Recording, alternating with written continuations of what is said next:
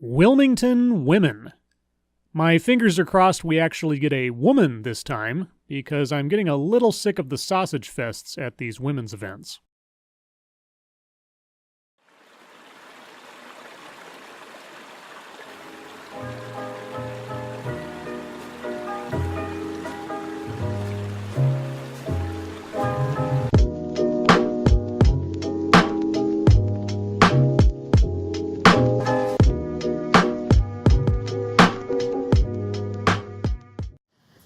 My mother often tells the story about a day in her childhood that quite literally changed the very trajectory of her life. Was your mother an astronaut? It's just that your hand motion there makes me think we're entering literal territory. It started out as a normal day, not unlike any other for a bright, precocious little black girl growing up in the Jim Crow South. Yuck. Yeah, that was a pretty awful time in our history. But it's a good thing that all of those laws have gone the way of the dodo now. But on this day, something different happened. Her father received a very special visit. It was a familiar face, a white man, someone she'd seen before. But on this day, it soon became apparent that something wasn't quite right. The conversation between the two men were, shall we say, a bit more intense than normal. So, angry? I'm not sure why you're couching your language. Though, as we'll see, you've elevated the couching of language to an art form. And then she heard it. Her father's voice rose up bold and resolute, yet calm and firm, when he said quite matter-of-factly, I didn't raise any daughters to work in a white man's kitchen. Okay, well, given the era and the circumstances, I guess I can understand the sentiment. Though I'm a little confused. Lacking some context here, Jim Crow laws enforce segregation between blacks and whites all over the place, yes. But was this white man there demanding that your mother come work for him or something? I'm honestly confused. With that, the two men parted, and my mother's path to leadership began. Okay, her dad prevented her from working in a kitchen, and this led to leadership. I still don't get the connection. What kind of leadership? What did your mother go on to do as a result of this trajectory shift? Maybe clarification is coming. You know, it's certainly true that as 21st century black women, we have infinitely more choices and opportunities than those that were commonly conferred to our mothers and our grandmothers, and certainly those that came many generations before. There's obviously a but coming. So let's see. Jim Crow laws are gone. The Civil Rights Act was instated, along with all the additions and modifications that have taken place since. Affirmative action programs have been established in many places, and at present, entire departments of universities and corporations are labeled and working on diversity, or some iteration thereof. And yet, somehow I'm sure you're about to tell us that despite all of this, things are still terrible. But as much as things have changed, so many other things have remained stubbornly the same. Well, I'm curious to see what on-the-books laws and regulations you're about to name. Because if not anything like that, then I can only assume it's going to be the evils of invisible, unconscious bias and the like. And if there's one thing that has been absolutely consistent throughout the black woman's experience in America, it is this. Black women work. Do black men not work? Do you know that Asian women also work? That white men work? I'll admit, the first time that I got to this point in my first viewing of this video, I laughed out loud. But upon my second viewing, I just feel talked down to. It didn't take a woman's movement to infuse us into America's labor market. We've been here all along, and it's here we remain. To this very day, we are still more likely than any other women in America to work. I would really like a citation on that one. It might be entirely statistically true, but it's such a definitive statement, I can't help but be skeptical. But despite our drive, despite our determination, despite our loyalty to America's labor market, the fact remains that our ability to ascend to official spaces of leadership are exceedingly rare. I have some thoughts on why that might be, and they're not going to align with what our speaker comes up with, but I'll get to those shortly. And it's not because that's someplace that we don't want to be. According to McKinsey and Company and others, quite frankly, Black women are the most ambitious demographic group in the nation. Aha! A citation. McKinsey and Company. Women ambition. Ah, here we go. Report summary. Since 2007, McKinsey has been researching intensively the advancement of women in the workplace. The business benefits are clear: a wider, deeper swath of talent to solve problems, spark innovation, and, in many cases, mirror a company's own customer base. Yet the top circles of corporate America remain stubbornly male. As in 2011, only 14% of women serve on executive committees, and only 3% serve as CEOs. Now, I've seen stats like this before, but what else did McKinsey's research find? Interviews with some 200 successful women yielded intriguing insights. Despite their career success, 59% of women said they did not aspire to the C-suite. Oh, so nearly 2/3 of the women surveyed didn't want the top-level jobs. Interesting. I wonder if our speaker will address that point. We, more than anyone else, we want that next promotion, and we're willing to do whatever it takes to earn it. Not according to the consulting firm you just cited, but okay, please continue. So our problem isn't that we're not leaning in. Our problem is that we're being shut out. Really? Women, or I guess your focus is specifically Black women, are being prevented from attaining the top-level jobs. Well, I'm all ears. What is exactly stopping them? According to the Center on Talent Innovation, Black women enter the workforce already as experienced leaders. They enter the workforce as experienced leaders. So before they have any work experience, they already have leadership experience. How does that work, exactly? Are you saying Black women are just natural leaders? Like it's an inborn trait? Because if so, that sounds a little bit, what's the word? We are some twice as likely as our white female counterparts to have already had experience leading in our communities, doing things like starting youth initiatives, like leading school boards, like heading community service organizations. And of course, we know we come from an entire history that spans until this very day of leading movements that have quite literally changed the world. So yes, we know how to lead. So all Black women, before they have any work experience, lead community groups and school boards. And they also benefit from the genetic memory of their ancestors?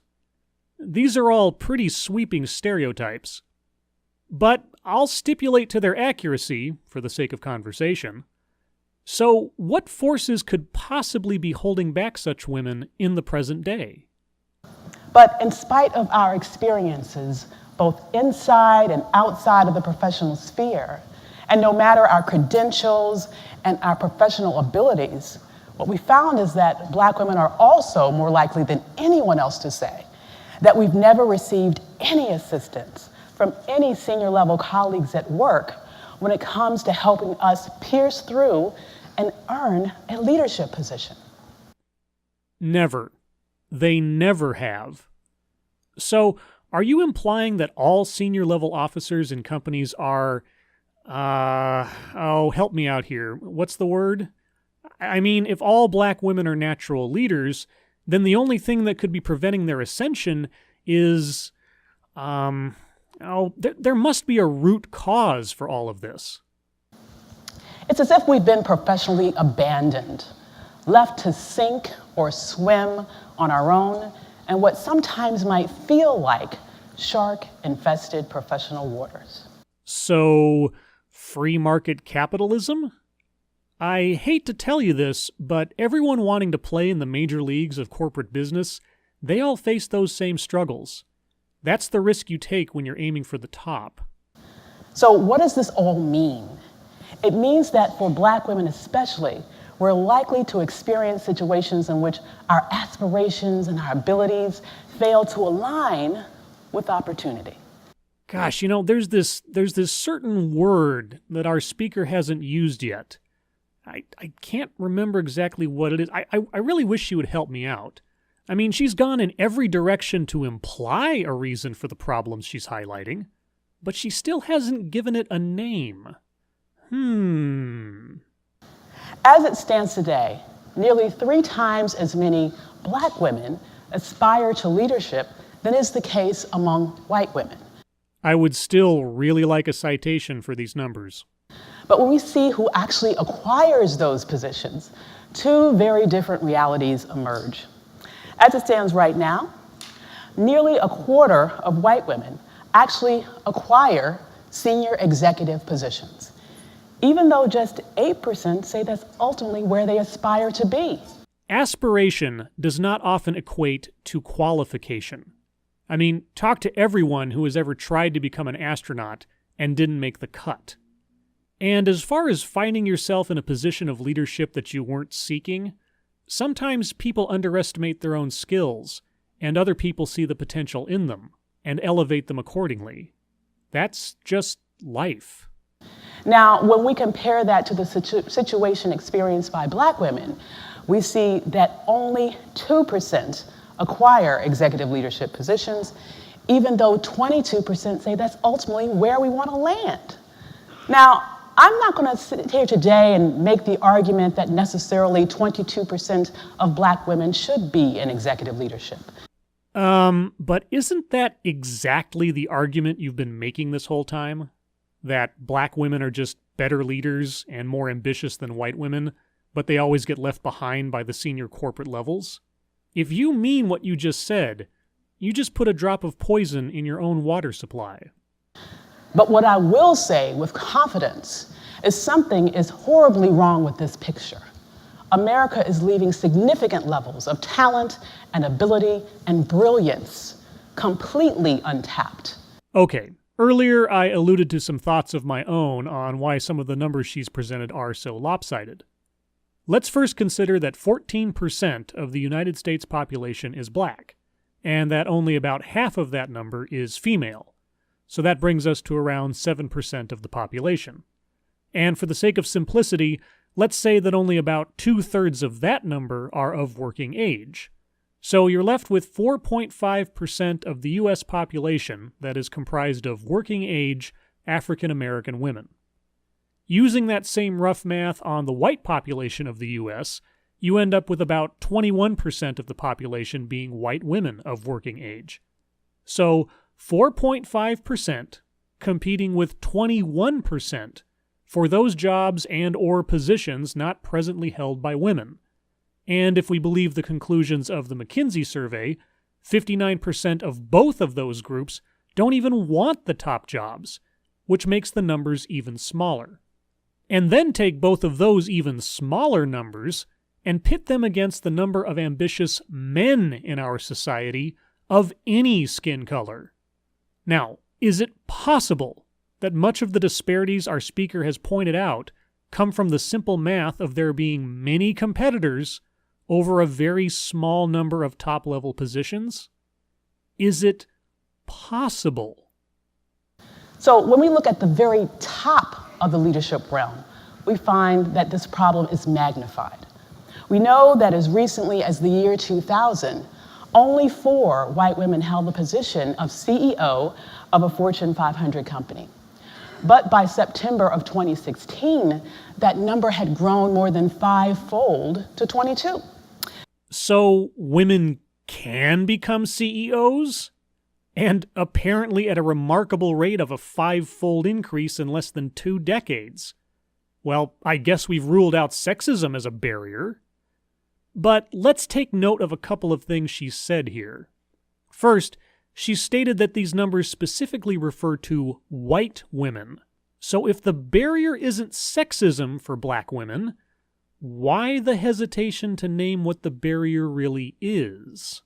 Second, we're talking about Fortune 500 companies. So what is the Fortune 500? Well, it's an annual list of the top 500 companies in the United States as determined by Fortune magazine.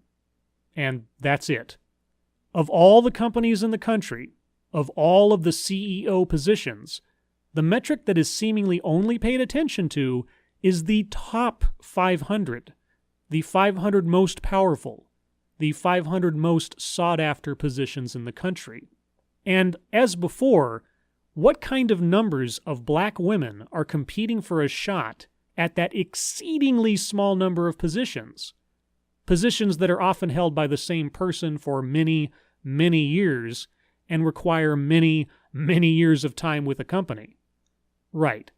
So think about that whenever someone brings up the Fortune 500 in wanting to make a point about leadership opportunities. Now, I would certainly be the first to say that even 22 isn't enough, right? When you compare that to the hundreds of white men who hold those positions. Well, there is certainly a focus on race, but it's coming exclusively from our speaker. And there's a word for that kind of mentality, isn't there? That number really is quite minuscule. However, we're at least moving in the right direction. When you look at the trend of the number of white women who hold these positions, it's actually been going up in recent years. But as it relates to CEOs of color, that number has actually been trending down. Wait, all CEOs of color or just female CEOs? Because either she misspoke or the goalposts are being moved. So much so that as it stands today, the number of black CEOs has actually fallen from 12 to now only 5. Okay, so we have gone from comparing white female CEOs and black female CEOs to just black CEOs in general. Okay. For Latinos, it's dropped from a high of 13 to now only 9. For Asian Americans, it's fallen from a high of 15 to now just 10. So, things were better in the past, but now they're worse for non-white people in CEO positions. Thanks, Obama. But are we still talking about the Fortune 500? Or all CEO positions? Because I'm getting confused. In fact, the realities experienced by these two groups are so divergent that as it stands today, the number of white women who are CEOs actually nearly equals that of the number of all people of color of both genders combined. And we cut to a shot of nearly all white women in attendance. I guess they all need to curb their ambitions so someone who doesn't look like them can take the jobs they're working for. At least, I can only imagine that's what our speaker is telling them in so many words, save for one word in particular. Now, when we look at specifically the situation experienced by women of color, we see that just 2 hold the position of CEO of a Fortune 500 company. And as to black women, just 1, the example of Ursula Burns, as the only black woman who has ever held that position in the entire 60-year history of this list. Okay, but has she been the only black female CEO ever? We're talking about a list of only 500 companies out of all of the companies in the United States, and save for the very top of that list being companies that hardly ever change, like Walmart and Exxon and Ford, a lot of the spaces on that list are moving targets year to year. If a shifting list of 500 is the only metric you're paying attention to, you might just be ignoring a lot of people, you know.